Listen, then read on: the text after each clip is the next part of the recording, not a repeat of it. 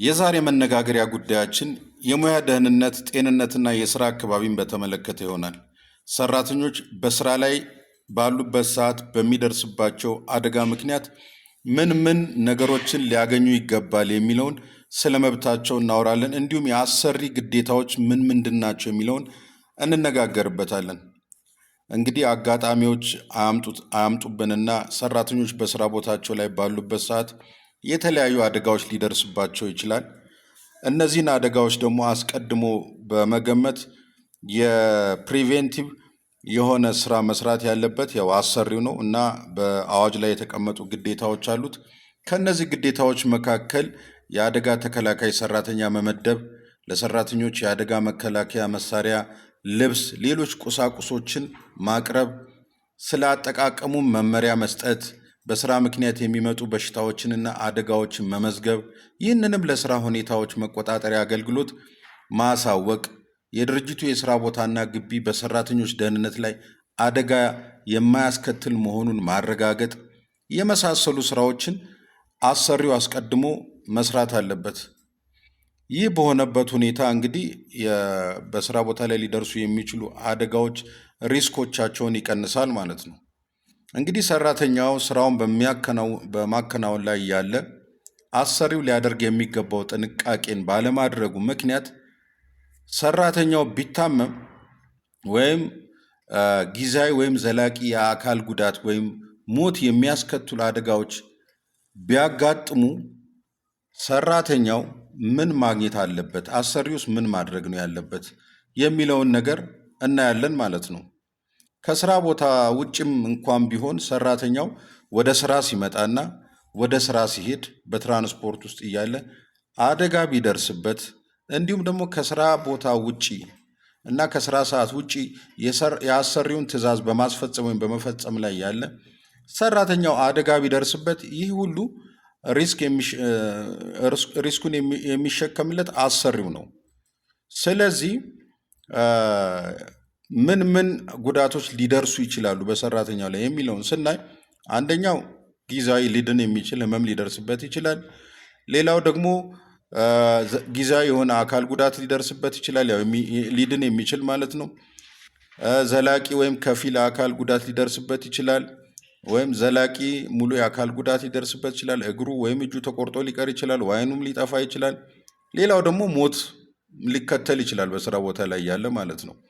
ስለዚህ ስልጣን ያለው የሕክምና ቦርድ የጉዳቱን መጠን በ12 ወራት ውስጥ ቢቻል ማለት ነው መርምሮ የጉዳቱን መጠን ከወሰነ በኋላ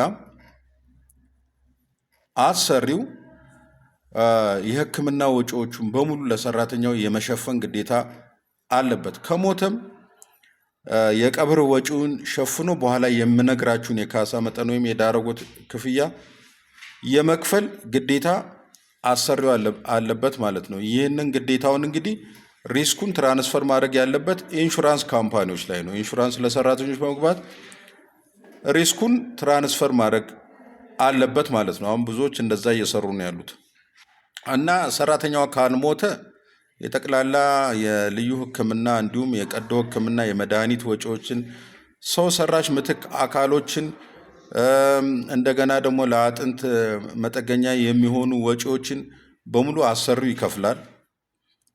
ይከፍልና ከዛ በኋላ ያው እንደ አደጋው መጠን ጊዜያዊ የአካል ጉዳት ለደረሰበት ችግሩ እስኪያገግም ድረስ ህመሙ እስኪያገግም ድረስ ለመጀመሪያው 3 ወር ሙሉ ደሞዝን እየከፈለው ለሚቀጥለው ደግሞ 3 ወር 75% የደሞዙን እየከፈለው ለሚቀጥለው 6 ወር የደሞዙን ግማሽ እየከፈለው ለ1 ዓመት ያህል ያስታምመዋል ማለት ነው የተጎዳውን ሰውዬ። እና ዘላቂ የአካል ጉዳት የደረሰበት የማይድን የአካል ጉዳት የደረሰበትን ሰውዬ ደግሞ እሱን የጉዳት ጡረታ ወይም ደግሞ ዳረጎት ወይም ካሳ እንዲያገኝ ማስደረግ አለበት። ለሰራተኛ ኢንሹራንስ ገብቶ ከሆነ ከኢንሹራንስ ካምፓኒው እንዲያገኝ ማድረግ አለበት ማለት ነው። ሰራተኛው የሞተ ከሆነ ሳይድን በዛው የሞተ ከሆነ የጡረታ አበል፣ ዳረጎት፣ ካሳ ለጥገኞቹ እንዲያገኙ ማስደረግ አለበት ማለት ነው። ካሳውን በተመለከተ ያው የተቀመጠ ነገር አለ እንዴት እንደሚከፈል። በጡረታ ላልተሸፈኑ ሰራተኞች የሚሰጠው ካሳ በአንዴ ነው የሚሆነው፣ በአንዴ ይሆናል። ክፍያውም የአመት ደሞዛቸውም በ5 በማባዛት ማለት ነው። የአንድ አመት የሚያገኙት የሰራተኞች ደሞዝ 1 ሚሊዮን ከሆነ 1 ሚሊዮን ሲባዛ በ5 5 ሚሊዮን ብር በአንድ ጊዜ ይከፈላቸዋል ማለት ነው። በጡረታ ላልተሸፈኑ ሰራተኞች ከሞቱ ማለት ነው።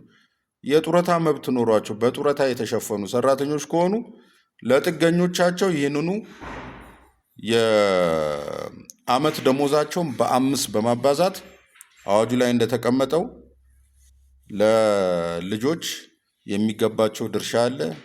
ሚስት ባል ከሞተ ለሚስት የሚገባት 100ኛ ድርሻ አለ። ሚስት ከሞተች ደግሞ ባል የሚገባው 100ኛ ድርሻ አለ። እንደዛ ተከፋፍሎ ይህ የአመት ደሞዛቸው በ5 የተባዛው ብር ይሰጣቸዋል ማለት ነው። ከዛ የጡረታ ደግሞ ክፍያውን ለጡረታ ደርሶ ከሆነ ሰውየው የጡረታ አበል ካለው የጡረታ አበሉንም እንደዚሁ ለተተኪዎቹ ይሰጣል ማለት ነው። ስለዚህ በስራ ቦታ ላይ አደጋዎች እንዳይከሰቱ በሰራተኞች ላይ አሰሪው የአደጋ ተከላካይ ሰራተኛ ከመመደብ ጀምሮ ሌሎች የጥንቃቄ እርምጃዎችን አስቀድሞ በስራ ቦታ ላይ ማከናወን አለበት ማለት ነው። ይህን ይመስላል እንግዲህ ስለ ዛሬው የሙያ ደህንነትና ጤንነት የስራ አካባቢ በተመለከተ ያወራውላችሁ ወሬ። ለሌሎች ሪፖስት እያደረጋችሁ እና በስራ ቦታ ላይ አደጋ ደርሶባችሁ ለአደጋችሁ ያልተካሳችሁ ሰዎች ካላችሁ እስኪ ጉዳያችሁን ልስማው። እኔም ኮሜንት ላይ አጫውቱኝ፣ ከዛ እናወራበታለን።